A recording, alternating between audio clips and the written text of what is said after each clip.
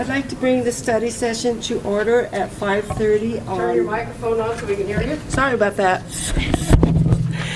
I would like to bring the study session to order at 5:30 on February 11th, 2019. And we are going to start it now.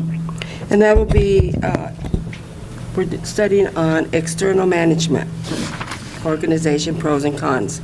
So our first one up is Adams 14, Team 15.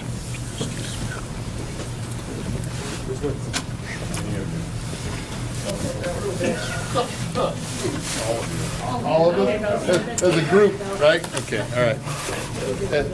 Board, thanks for inviting us here to tonight's Mike, meeting. is it on? It is on. Bring it closer to you. That's what they tell me. How's this? It's good. Bill, when you get done, are we going to get copies of your pros and cons? Yes. Okay, I would think that we can at least give you Okay. some copies of it, Sounds okay? All right. thank you. Yep. Right here, I'll turn it up back there. Will you? Okay. I mean, I can speak louder if you really want me to, you know. Before, I used to blow everybody's ears off, but, Board, thanks for inviting us. Thanks for giving us the opportunity to do what we did. From the group of 32 to 15. We put in a lot of hours to do this. From our ratings, we went with, the unanimous decision was to go with Mapleton was first from the group of 15. Thank you. For the pros was, they understand our context, they're similar in demographics. Thank you. Strategic planning group as a core decision-making was there. Retained all the personal administration and staff with longevity. They had plenty of years of experience that they were posting on their experience with board governance. Great initiatives in shifting culture. Growing together as a district, but closely connected as a school seemed to resonate well with us as a community group. Specific concerns was the graduation rate in Mapleton was much lower than ours. The matriculation rates, school of choice bias is a historically traditional district, potentially lost to small geographic-based communities. Problem with capacity and personnel dedicated to A14, to Adams 14. Aside from Global Leadership Campus, there were no other student reps there from any of their other schools. I'll let Holly do number 2, and then we'll pick up and we'll just tag team it back and forth. Any questions before we move on our comments from Mapleton? No. Okay, cool. If you have questions, they were put together after a 14-hour day, so. All right, so our second choice overall, we ranked them 1, 2, 4, was the group MGT.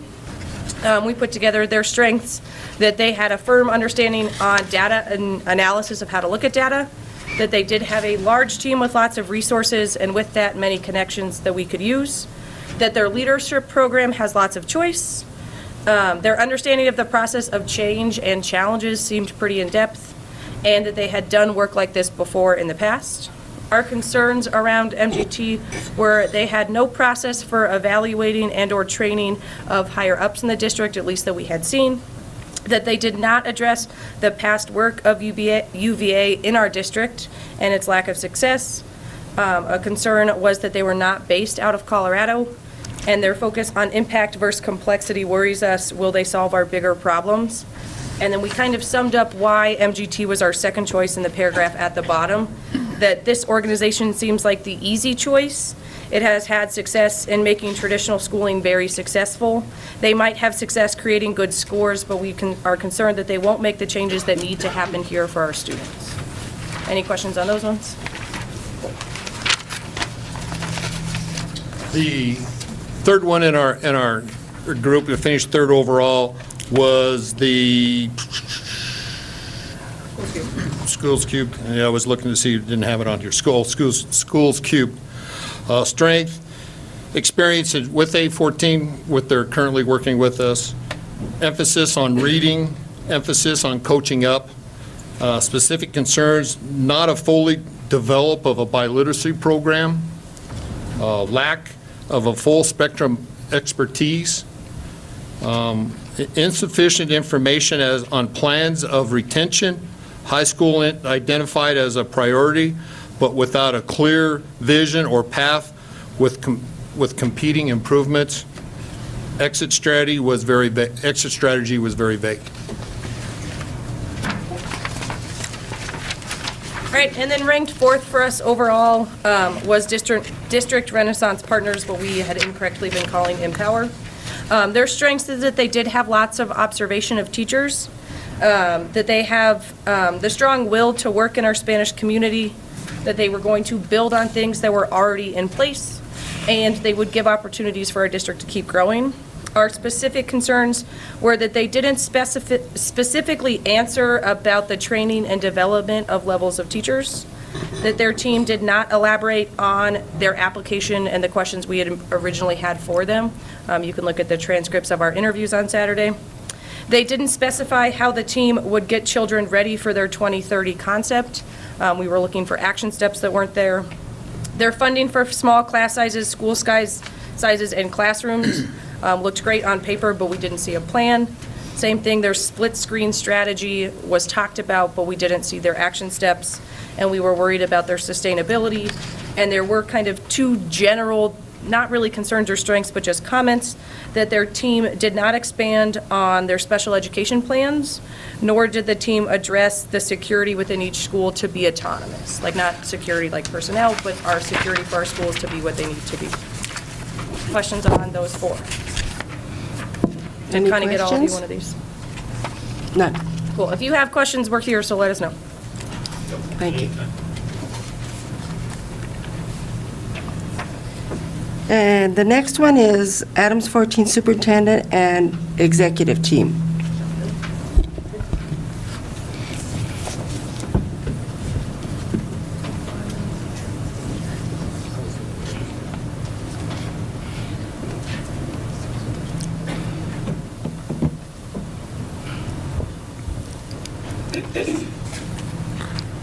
President Quintana and members of the board, the task of the ESS team was to give you strengths and concerns for each of the external management partners.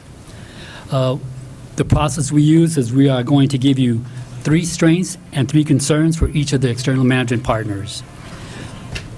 We have also completed the process of reference checks on 50% of them, and we will have this done by tomorrow morning for the remaining 50%, so that you will be informed and will be able to make a wise choice tomorrow. And the ESS team did not feel it was our place to specify a preference because of the conflict of interest of an EMO coming in. But here, I'll start with Schools Cubes, their strengths. Schools Cubes has been in Adams 14 for the past 6 months and is making academic strides with our students in grades kindergarten through 5th grade. Another strength is Schools Cube is located in Colorado. Their third bullet is their primary instructional focus is in early literacy. The concerns that we have with Schools Cube. Schools Cubes lacks the experience of a total management of a school district. The second concern, the majority of School Cubes consultants have full-time positions in other districts and may lack broad experience in transformational change. 3, Schools Cubes' primary focus is at the elementary, some middle school level, and they did not share a plan for Adams City High School. The second external management partner, Renaissance Partner has implemented a blended model and personalized learning in various schools and districts. That is a strength. Renaissance has experience in Colorado districts with an instructional focus in the Aurora School District, Harrison District in Colorado Springs. Another strength, Renaissance has the capacity with their personnel to implement transformational change in our district. The concerns that we have with Renaissance. Renaissance operates in a corporate-style management system. Another concern, they attract teachers with higher starting salaries, and this structure may result in a significant pay decrease for veteran Adams 14 teachers. Another concern, Renaissance implements an aggressive restructure system that may or may not be possible with our current collective bargaining agreement.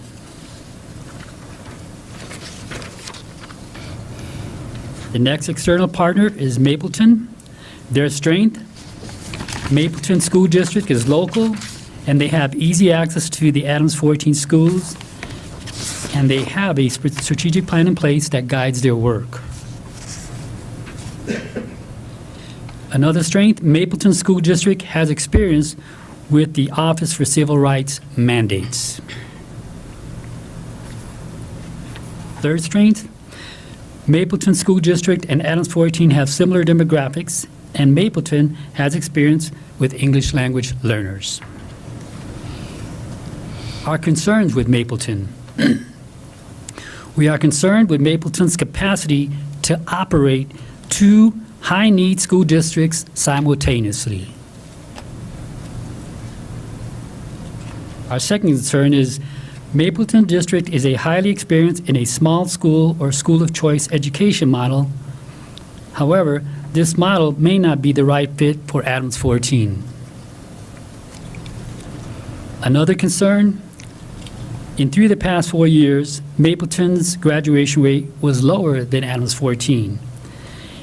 In 2014-15, Mapleton's graduation rate was 73.7, while Adams 14 was 74.7. In 2015-2016, Mapleton's graduation rate was 74.3, and Adams 14, 73.4. In that year, they outperformed Adams. In 2016-2017, Mapleton's graduation rate was 65.8, while Adams 14 was 70.9.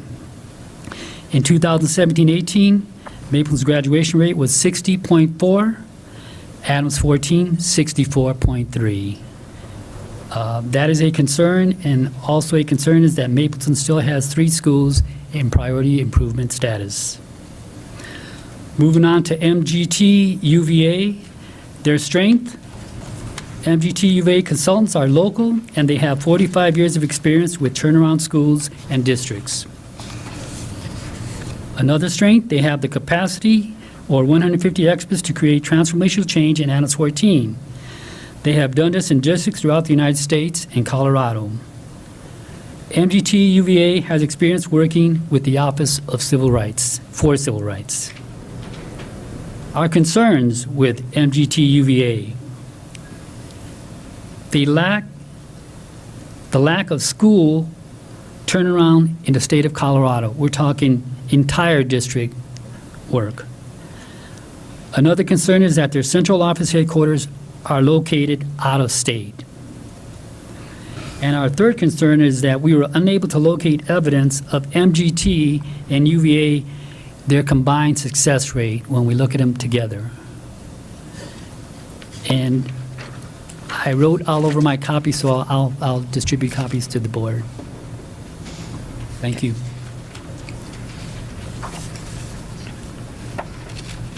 The next one is the Colorado Department of Education overview with Lisa Medler.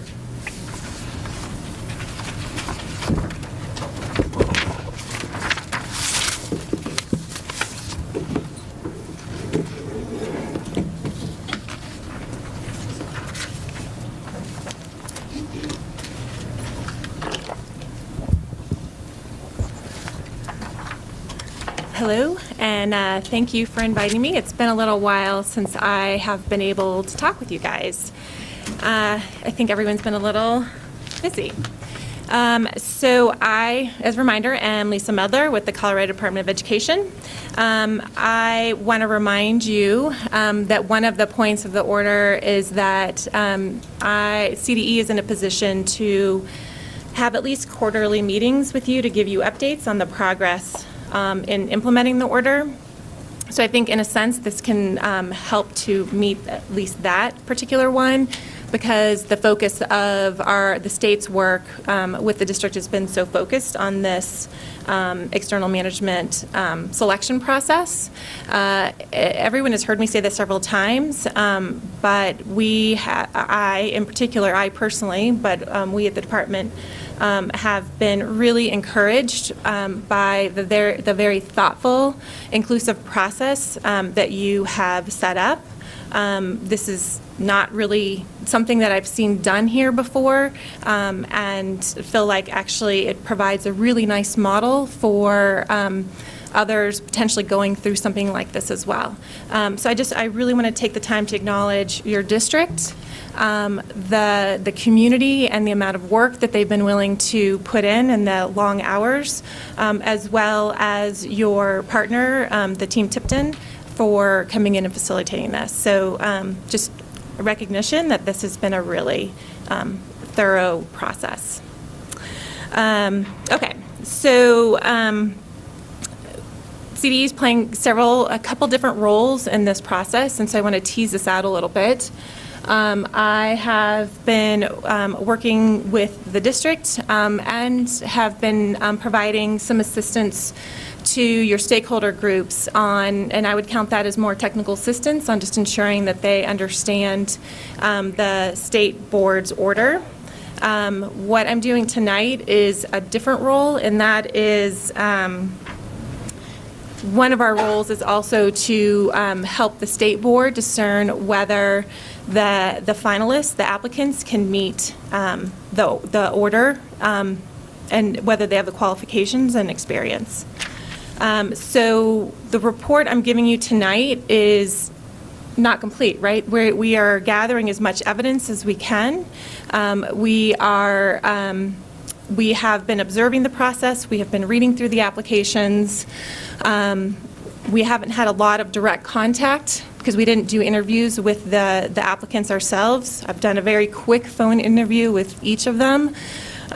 So I want you to understand that I can't give you a definitive yes or no tonight because there's still more to dig into, but at least wanted to share what we've seen thus far, okay? And I am not doing them in a particular order, so I'm going to try and do it alphabetically. Again, we are not choosing favorites or ranking them. We are just looking at whether they can meet the order. And to remind folks on the order, the 5 main categories we're looking at are whether the scope of work aligns with the order, which that was really on the district. Yes, we've been working with the district and felt like it was. Whether the entity uses research-based strategies and has a proven track record, and I'm paraphrasing. Whether the process includes steps to reflect engagement of community stakeholders. You just heard me say that our opinion thus far is that as a district, you guys absolutely have been including them. I will speak a little bit to the community stakeholder piece as I'm talking through some of them. Whether they are qualified and willing to fulfill the duties and powers, and there's a whole list of a scope of work. And then finally, whether they are qualified and willing to fulfill the duties imposed by the U.S. Department of Education's Office of Civil Rights. Now, on that last one, I will say that one's actually been thus far very hard for us to really assess. So anything I'm saying, I'm not really going to be talking about that tonight. I think that is something that we have to dig in much more deeply on. I think from what we can tell, there's been so much focus on the other pieces that we're having a really hard time assessing that last one. And that's something that we'd have to follow up. But thus far, everyone has said that they're willing, and we feel like there's at least an element of experience on each of them, that there's something to work with there, okay? Okay, so on the District Renaissance Partners, so as far overall, yes, we think they could fulfill the order. They have experience and a track record of turning around schools and districts in a sustainable manner, so there is some time under their belt, as well as their future at the school level. We have not seen what that partnership of them working together looks like, but there is at least a suggestion of success. This is where I do want to actually call out that there is this element of community support, and I believe that the applicants acknowledge that as well, is that there needs to be a willingness and a desire to be invited in. So that is just something that we are keeping an eye on as well, and definitely want you to hear that we do not want to force anyone on the district, but they would be able to fulfill the order in our estimation so far.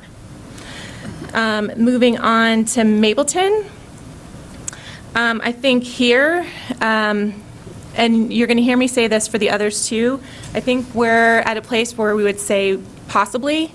There is a great appeal of having a neighboring district that understands the Adams 14 experience. I think that means a lot to the stakeholders that I've talked to. They've been where you have been. They have been able to get off of the accountability clock. They've been able to develop some really solid systems that is suggested that they could then transfer over to Adams 14. Where our hesitation really comes into play is on the performance of their schools in the overall district. So they have maintained improvement for a number of years, which deserve celebration. But that's still not meeting state expectations. We would feel a lot more strongly if they were at the performance level. As we dig into data, there is a trending downward and some things that we would be concerned about.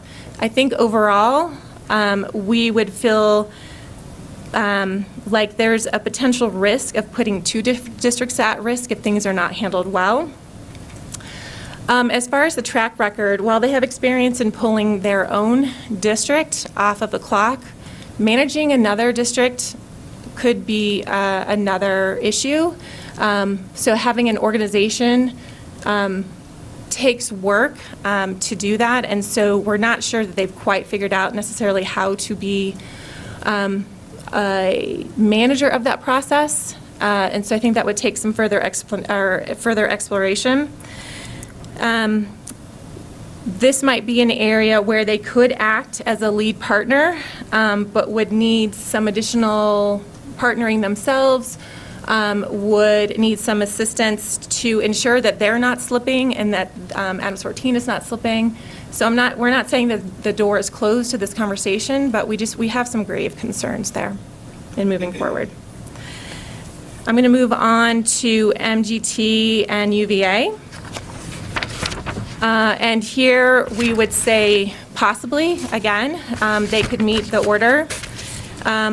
They have quite a bit of experience, extensive experience actually, in doing district level work, so reviews and audits, planning, as well as actually school level specific information or school level improvement work.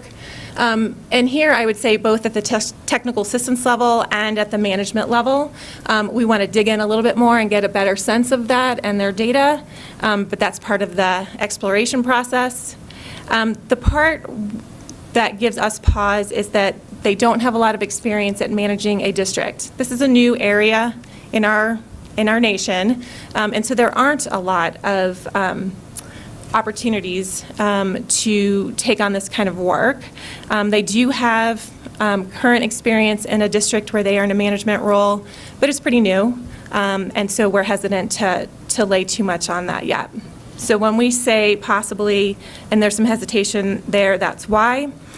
I think it was the district maybe, we also have not seen MGT and UVA work together. It sounds like they have worked together to some degree, but we would want to understand more about how and when they would know who's in and who's in the lead, things like that, of working together. But essentially, both MGT and UVA have a long history in this turnaround work and have deep content knowledge. Okay? And then, okay, so moving on to Schools Cubed. I think here, again, we would say possibly. And this I have, this is where we're still needing time to dig in a little bit more. As they spoke, there is tremendous knowledge and even management at the elementary level that is pretty evident. I think finding it at the secondary level and district level is more difficult. We, you know, there's definitely an emphasis on literacy. Again, we'd have to dig in a little bit more on the full systems. There is some promising work in Missouri that we would want to actually be able to talk to them more about what really has the role of Schools Cubed been there that could count as full district management, but we just don't have enough information there. This might be an area where, and I really want to take pains to call out that they are currently partnering in the district, and I think there's some promise there. So nothing we are saying tonight should interfere with that work moving forward, especially if it's having an impact. This is really about doing full management of the district. So I really wanted to take pains to clarify that. Okay, so that was a lot. I am here. I have my colleague Alyssa Pearson also here if you have further questions. Okay. Any questions? Dominic? No questions? Madam Chair,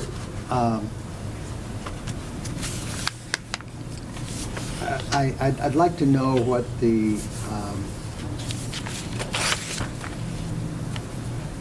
purpose of this meeting is.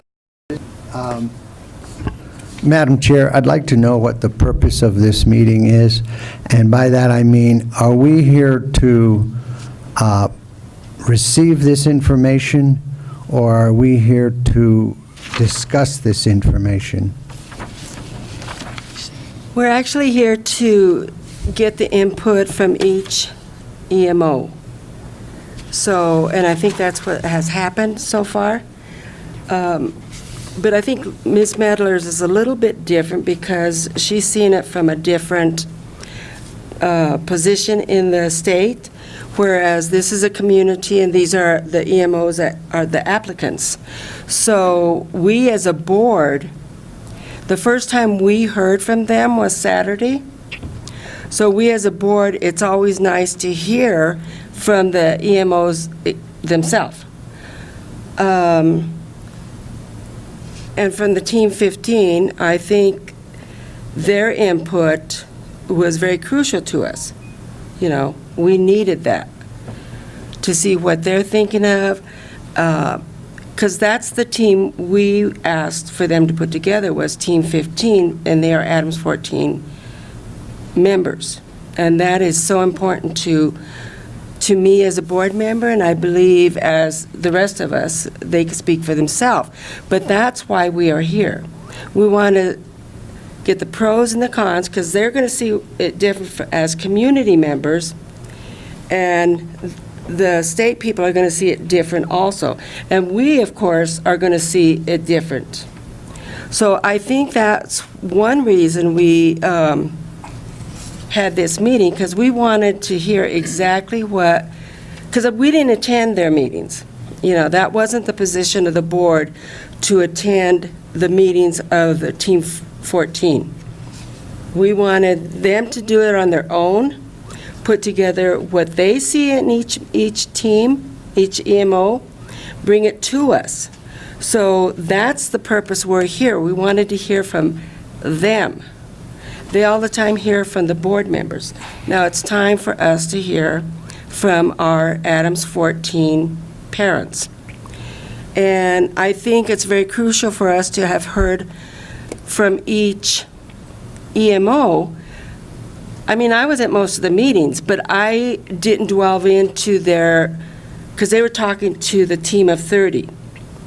And when they came before us on Saturday, I was able to receive out of them, hearing them differently from when they were in the Team 30 speaking. So I think it's very crucial for all of us to hear that, to get actually even from the superintendent's leadership, their view. And that's where we're going to work it out. Which one do we think fits our community? Not just fits it, but who's going to be capable, because what they're going to do, they're going to have to run this district. So I think we need to know what each portion is about. That's what I get out of it. Right. I don't know, anybody else? Mr. Rolla? Kind of just agree with you, because as I attended some of the meetings that the community was running, but I always sat in the background listening, and this way we could get an idea what the community wants. We just didn't want to put a show out there and say, community, what do you want, and then never listen to them, because Right. that's been one of the problems that we've had in this district, is that we don't listen to the community. Well, this time, we're listening. And so I think that's the purpose of them coming here and us being here to listen what they have to say. So when we get in our discussion, we can say, wait a minute, this is what the community wants. And so we have an idea of what they're saying. Also with CDE, what they're saying to us and what we're going to have to comply with is, so we possibly, hopefully, of course, we'll never make the right choice, because everybody has their, when I coach baseball, I'll throw a pitcher, and then I hear the parents complaining, you didn't throw the right pitcher, you should have thrown somebody else. So there's never, we're not going to make everybody happy, but at least we can say we listened, and that's all we can do. Mr. Thomas? I'm good. Madam Chair, I would like to make a couple of comments. One is, during these last few weeks, I've been a member of the large committee and then the small committee, and we were flooded with information, and it was a difficult task simply trying to boil it down. But there are some, and you can't possibly mention everything. There's just way too many opinions and too many facts and so forth. But just this evening, there are some, and I want to mention again that throughout the whole process where we were trying to quantify the committee's stance with these four finalists, Mapleton did come to the top of the list each time. Dr. Hyde, And, yes. that was fine when you were on the team to discuss in one way or the other, but now we're here as a board, and we need to look at it, every EMO as a whole. We can't specify one team, like you're mentioning Mapleton. That almost sounds like you're in favor of Mapleton, and you cannot discuss that right now. No, I'm just saying, I was a member of the committee of 15 that voted unanimously. So, yes, my vote was for Mapleton. Well, see, that's in what I'm first place, saying. because But I you was can't, it but was a you cannot unanimous say that. decision. I mean, because, what I'm saying is, because when we nominated to put you on that team, it was really to garner the information from each EMO, not to pick a side. Your job was to come back and let us know really firsthand what was going on. And I'm just saying, you're picking a side now, and this is not the time for that. Okay, Madam Chair, I'm in a very difficult position because I have heard conflicting information being given here this evening, and it seems for me to remain silent when we're not being given the information that was presented in the screening process is I'm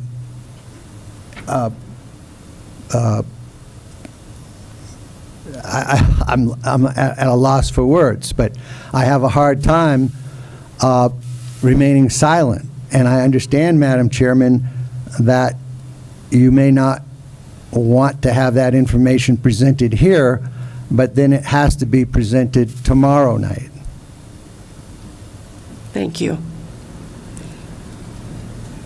So I think that's it for tonight. So tomorrow night, we have a board meeting, and we will, as a board, come together on Make a decision. who we pick. Make a decision as a team. The decision, yes. So have the team of 15 make other comments. then I have to open it to everybody. All right. And we could be here till 8 or 9 o'clock. Madam President, do you want us to be here for tomorrow night's meeting? That's up to you. Connie's usually here. I don't want to keep you out late if you don't have to be. So that's completely up to each and every one. But as far as the EMOs, somebody, Mr. Tipton or Mr. Poynton, Dr. Poynton, will get in touch with who we decide at the board meeting, okay? But you're more than welcome tomorrow if you want. Thank you, and we're adjourned. We don't have this. Executive? An executive session. Do you think we need one? No. Do you think we need one? No. So that's it for the night. Okay.